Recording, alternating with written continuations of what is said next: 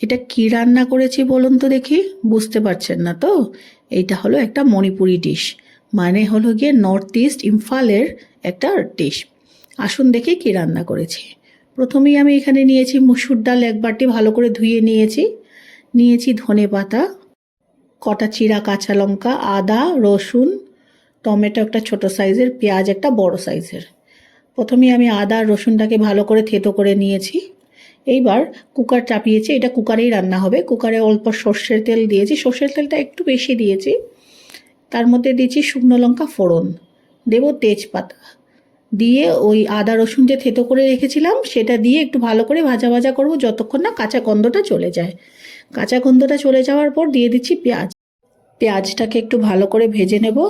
ভেজে নিয়ে দিচ্ছি টমেটোটা দিয়ে দিচ্ছি, দিয়ে তারপরে দেব ডালটাকে দিয়ে খানিকক্ষণ ভাজবো।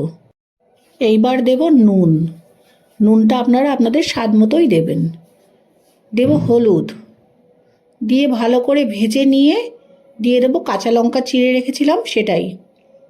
তারপর দেব জলটা খুব বেশি দেবেন না, কারণ এটা খুব পাতলা করব না। তারপর নাড়িয়ে চাড়িয়ে দিয়ে দেবো উপর থেকে একটু ধনেপাতা। এইবার কুকারটাকে বন্ধ করে দেব। বন্ধ করে একটা সিটি, মানে 5 মিনিট আপনি কম আঁচে রান্না করবেন, তারপর একটা সিটি দিয়ে নামিয়ে দেব। একটা সিটি হয়ে গেছে, কুকারটা খুলে দিয়েছি। এইবার একটু হাতা দিয়ে এটাকে নাড়িয়ে চাড়িয়ে দিয়ে দেবো ধনেপাতাটা। ব্যাস, ধনেপাতাটা দিয়ে নামিয়ে দেব। এটা হলো মণিপুরি ডাল বলে এটাকে, মানে মণিপুরের যে লোকাল বাসিন্দা আছে তারা এই ডালটা এইভাবেই রান্না করে। খেতে যে কি ভালো লাগে কি বলবো আমি। রুটি দিয়ে ভাত দিয়ে যা দিয়েই খাবেন না কেন, জাস্ট জমে যাবে।